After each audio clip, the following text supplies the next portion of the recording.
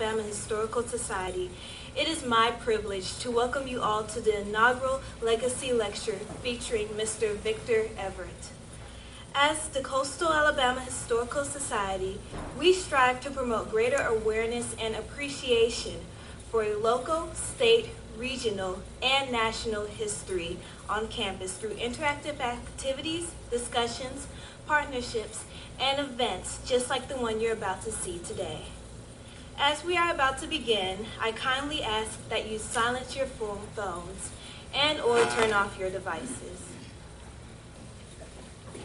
Good afternoon. It's my privilege to introduce to you our speaker today.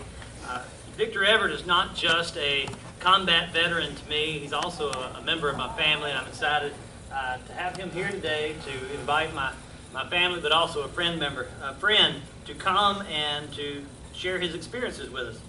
Petty Officer Victor Everett is a 41-year-old combat veteran who served as a Fleet Marine Force Company Corpsman for the 2nd Battalion, 2nd Marine Gulf Company during the height of Operation Enduring Freedom in Fallujah, Iraq in 2005. He took part in over 250 security patrols along with 85 cordon and knock missions. One of the main missions Petty Officer Everett led was training the Iraq Army to integrate into the Iraqi security forces. This training consisted of combat patrols, basic first aid, and trauma care triage. Petty Officer Everett was awarded the Navy Marine Corps Commendation Medal with Valor for saving a fellow soldier while taking incoming arms. Upon leaving service, he was given the Stephen Decatur Award for Operational Competency, which is usually only given to officers due to his leadership on the battlefield, along with medical competency to the Marines. Let's welcome Mr. Victor Everett. How is everybody doing? Just want to say I did not realize it was going to be this many people. I thought it was, I've given a lecture, or I've spoken to people about this with Brett's other classes, but I didn't know it was going to be like this, so forgive me. There's Jenny. So one of my biggest issues is I have seizures, and I was injured over there. I have a traumatic brain injury, so if I say something and I'm trying to remember the word, please forgive me and be patient. A lot of times I'm thinking of the word, I just cannot pronunciate it, or I'm trying to get it out and I just cannot do it, so please be patient. Anyways, so I thought I would basically speak, title of the lecture today is called War in Iraq and Moon Boxes, and I'll go on what you mean by moon boxes. Basically,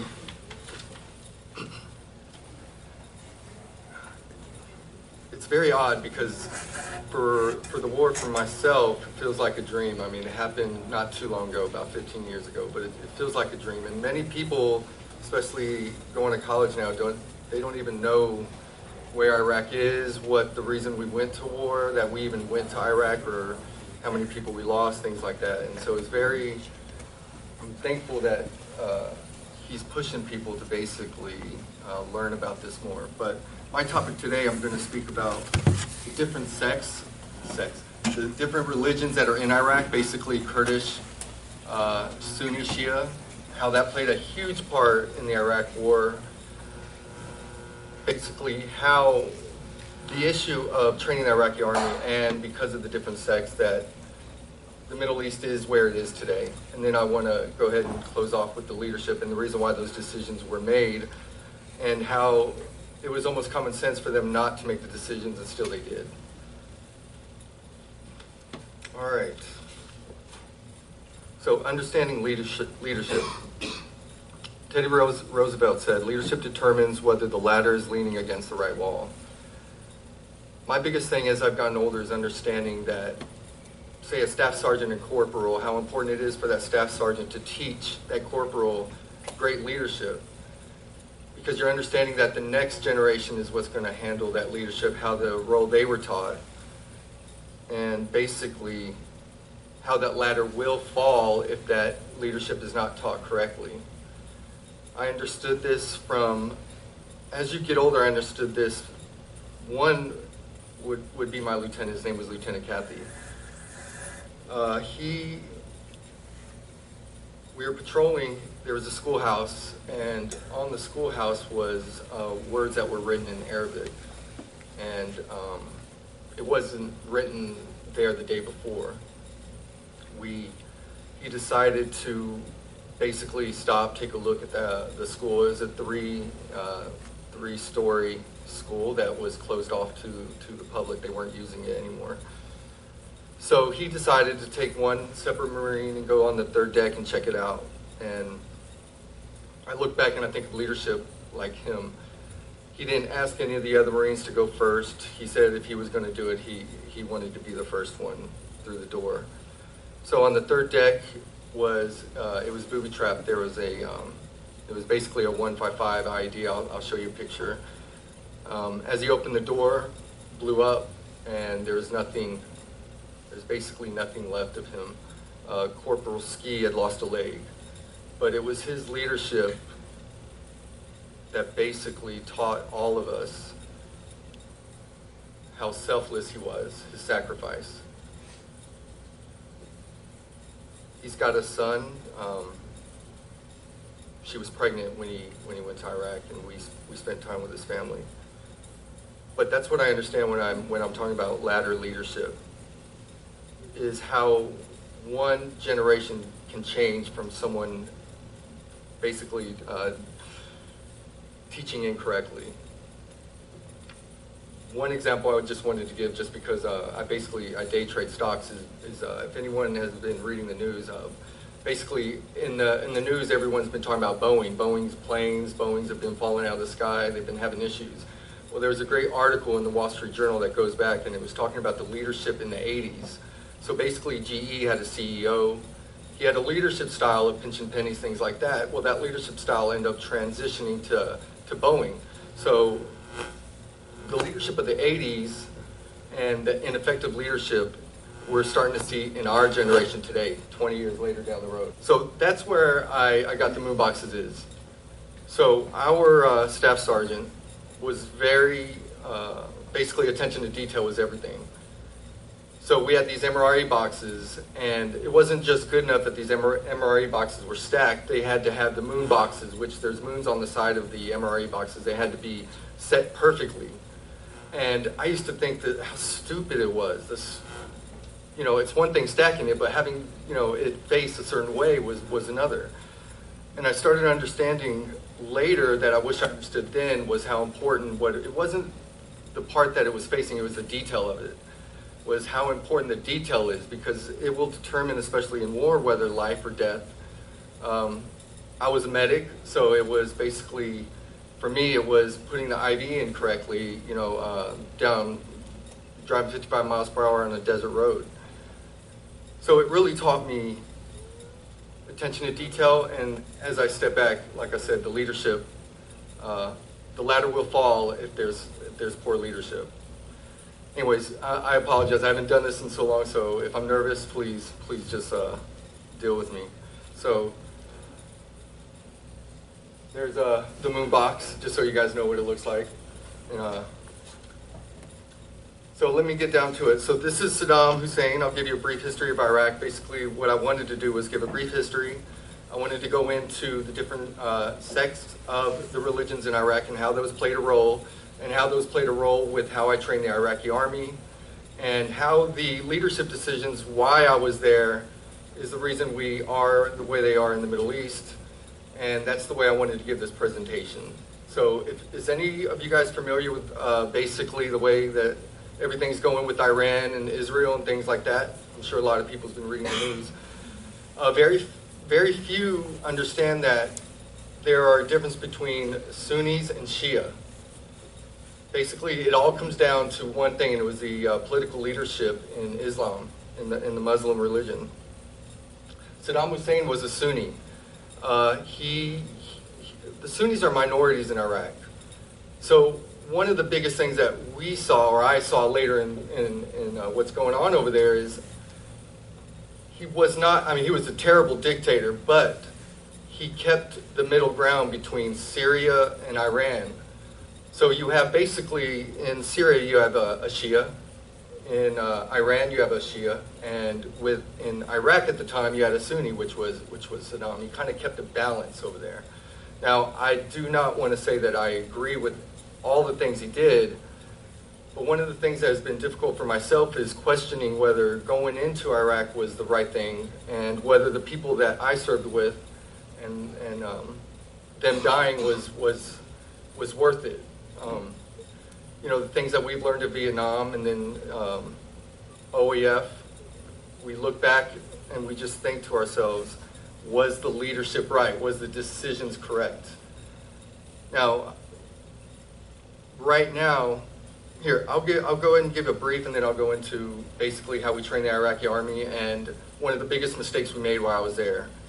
So basically in 1979 is when Saddam came in power. Iraq went to war with Iran in 80 through 88. The first Gulf War happened in 91, and then March 20th, 2003 is when we invaded Iraq. I know you guys can't see this very well, the projector, but basically where you see Baghdad to the left is Al-Anbar province. That is where I was at. It's basically, I worked at a place called Al-Karma. It's a suburb of Fallujah. And if any one of you are familiar with the war in Iraq, Fallujah was probably the hardest places hit. The worst missions, everything. There were 2 battles of Fallujah, and working in the suburbs of it was very difficult. Not knowing who the bad guys are. It was when you're over there, you enter the country thinking you're going to help the people. I remember thinking this right away, you know, we're going to do good. It was so naive. You leave hating the people. I know it sounds terrible, but it's just how it was. In our area of operation, we knew everyone in that area knew when something bad was going to happen, if that makes sense. Stores would shut down, people would leave. You would not, basically they knew, but they would not explain to us what was going on. And so you're trying to help this population, but they're not willing to help you. And so, but then you find details later on that you realize that why they were doing it, the things that they were doing, and how I wish, looking back, I didn't have that hate. So that was our area of operation right there, was the Anbar province. The triangle is what the Sunni triangle is what they called it. Anyways, here we go.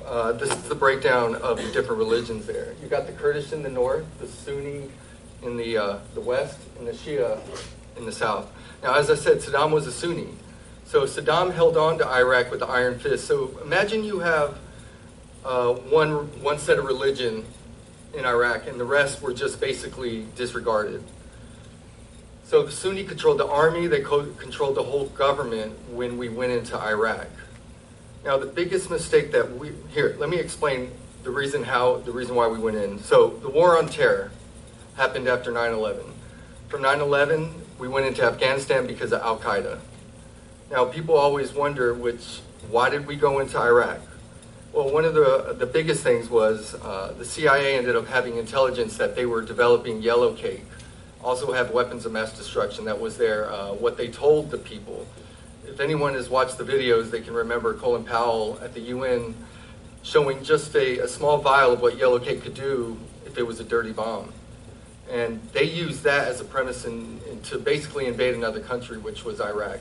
But very few know that in 1998, the United States actually signed legislation that said that we would, at all costs, at any type of chance we would get, we would change the regime in Iraq, that basically Saddam had to go, and this was in 1998. So 9/11 happened, and it gave us an excuse to go in. Looking back, the ones that have actually kept track of it, the intelligence was incorrect, a lot of it was lies, and it was actually manifested early on in the administration of the W administration that they would do this. And so, as I said, all about leadership, looking back, was these choices made the correct ones? Anyways, let me move on. So these were my main mission while I was over there was training the Iraqi army. One of the biggest issues that we did that was a failure over in Iraq was disbanding the Iraqi Republican Guard. That was one of the early on decisions, was we were going to disband it and basically create our own. What is not spoken of today that was happening during the missions that I encountered, was the entire army that we were training, the entire army in all of Iraq ended up being Shia. So you take a previous, basically you take a sect that was abused for years. They were, I don't know if anyone realized this, but Saddam had gassed the Kurds back in the 80s. So you take a sect that was just abused for years, which was the Shia, and then you give them full power. So we were training the Iraqi army the whole time they were Shia, and we were basically patrolling in a Sunni area. So we dealt with issues of where they wanted to abuse their abusers, if that makes sense. And looking back, you didn't realize this. I was young. I think I was 21. But as I got older, looking back, the decisions that we made, that decision alone is a big deal because of that decision, the president ended up being Shia, the army ended up being Shia. And now what people don't realize is the three countries that span right next to Israel, you got Iran, Iraq, Syria, you have an alignment of one religion now, which is Shia. Like I said, Iraq kind of was that buffer for the Middle East. Now, I don't want to say I guess the one thing I really wanted to specify on leadership is we always look at the adults as if they have all the right decisions. But I could tell you this is not true, and this is why the young people in this room, they got to understand every decision, every leadership decision, if it doesn't matter if you're cooking hamburgers or working at Walmart, how you treat your subordinates below you, how you teach them will have lasting implications. As I said, the ladder on the wall. The leadership that we encountered in Iraq that taught us, that trained one sect, has disbanded and hurt the entire region in the Middle East. What we're seeing in Israel, Iran has bases in Iraq is because of this. Basically, we have taken one country, made it one faction, and the United States did this. I don't want to say I did this, but the decisions that they did this. And this is what hurts the most, is that the people I served with died for these causes. And we're starting to see the ramifications today for the decisions made yesterday. So as I was saying, if I go back, that's the way the makeup of the country was, the Sunni, Shia, and the Kurds. And believe it or not, the Shia had the majority, even though Saddam was Sunni.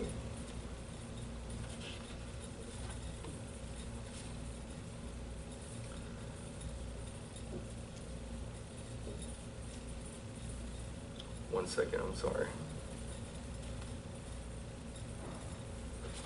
All right, this is basically myself with the Iraqi army.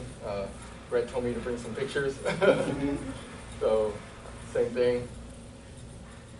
These two guys were two generals and a colonel. One of our operating posts was one of the first operating posts that was actually turned over to the Iraqi army.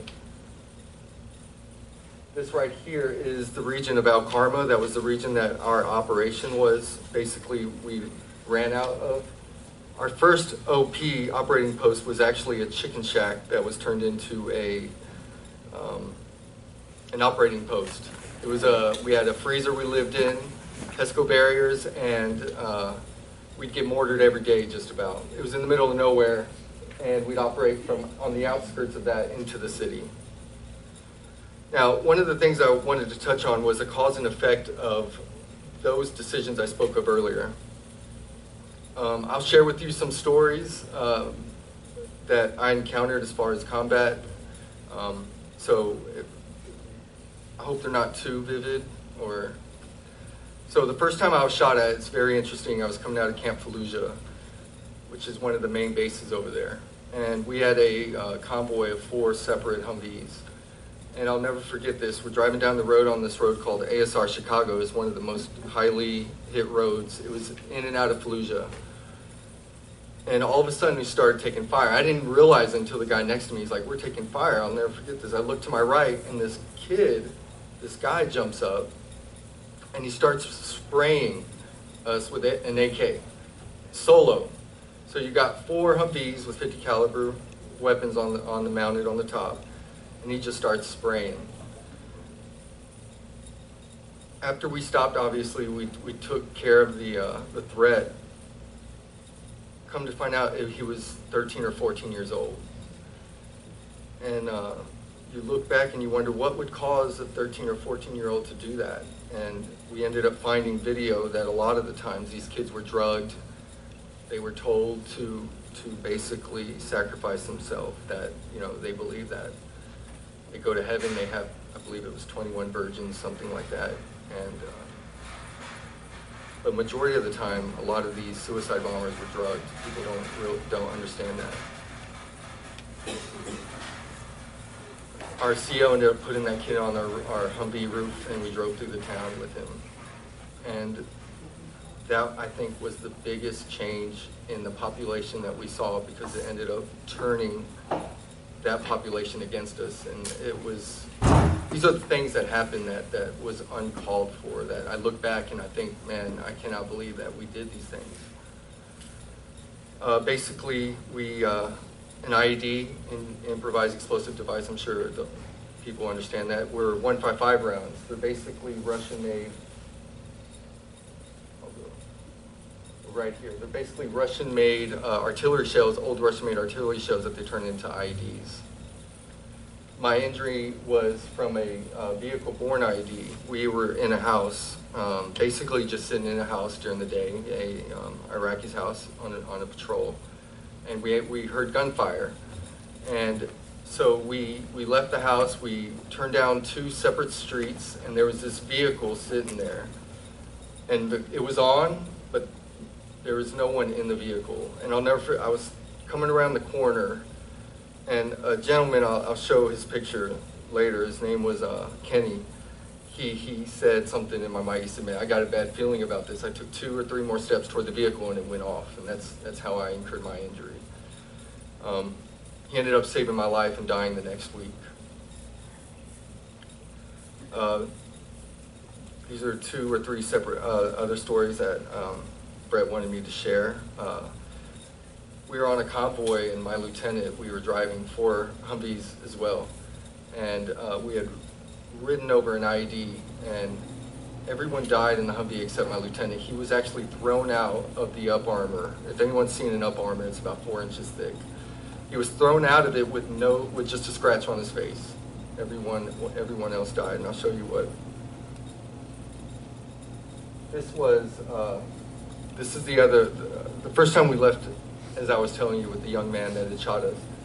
The bullet went through the corner of the Humvee up armor. It went through the corner of it, struck the guy's hand, went into his helmet. Didn't kill him. I'll never forget, I went up to him to check him out because I was a medic. Pulled his helmet off to check him, and not thinking, I slapped his head thinking, oh, you're so lucky. Anyways, it was a joke. He got so angry because, I mean, he just took a bullet to the head and I slapped it. I'll show you a video here soon of a IP station ambush that we took on. Not only did we train the Iraqi army, but we had civilians training the IP, basically the Iraqi police. The problem was the Iraqi police were a large Sunni sect. So basically, we had Shia as the army, Iraqi police were all Sunni, and we're supposed to all be one big family in this area, and it was anything but that. So with the Iraqi police, we train them, they'd go back out, and they'd use the tools and basically come back as insurgents. So people are familiar with ISIS, I'm sure.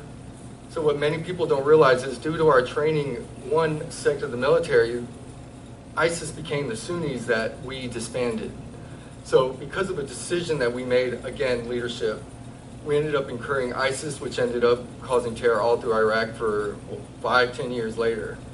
And if anyone's familiar with what's going on, we got ISIS-K now. I don't know if you guys heard of that, but same old situation. It's part of the Sunni from Iraq. Anyways, let me move on. It was basically, when we first started the war, we had no armor on these Humvees, no bulletproof vests. They were small, like 9mm you could take at the beginning of the war. As the war went on, that's one thing that I can honestly say that really helped our country, is for 20 years we learned combat that we never experienced. We learned technology that we never had. We learned basically quickly that we needed MRAPs like that basically could go over IEDs and take hits. Thousands of those were left in Afghanistan when we pulled out, given over to the Taliban, if anyone's familiar with that. So that's one thing I can honestly say positively that we did, is our country within 20 years learned more militarily than majority of countries in the entire United States. Not only that, but we had combat experience that we taught others to move on.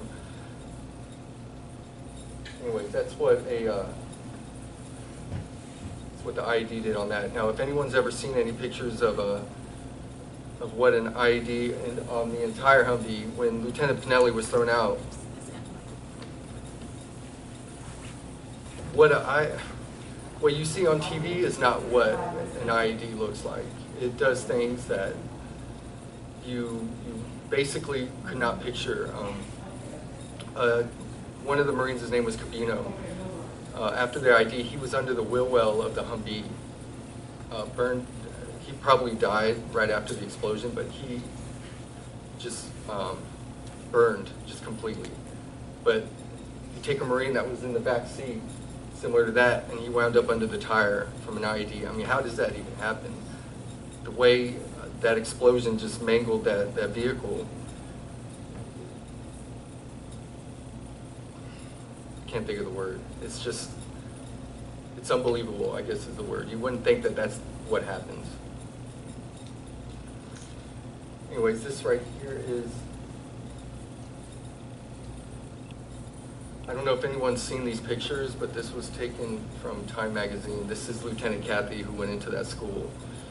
Time Magazine did a feature on his wife and what it was like for her to come home and basically how a soldier's wife deals with the loss of her husband. She slept next to his casket, and that was the picture that I believe it won awards of his. Basically, I had a video on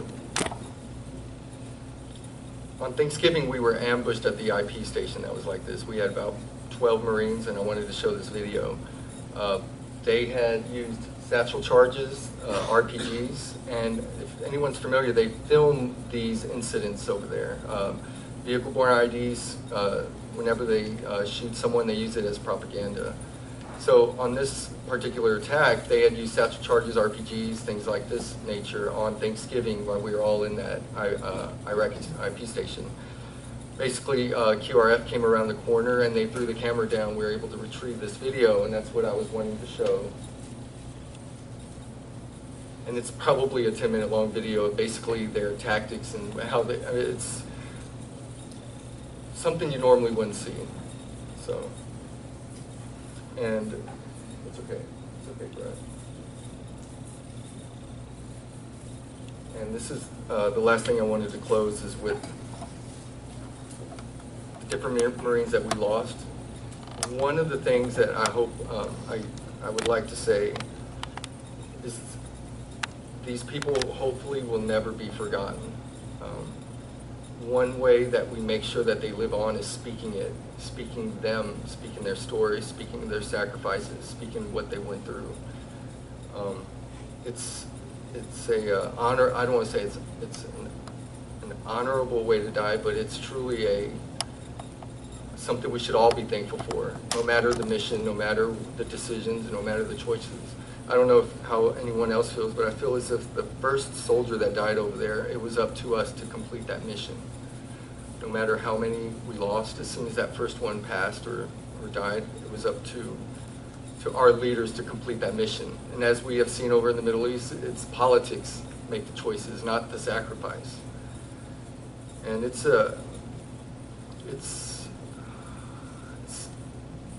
been a struggle for myself, not basically seeing the choices that have been made and seeing the sacrifice that has been made.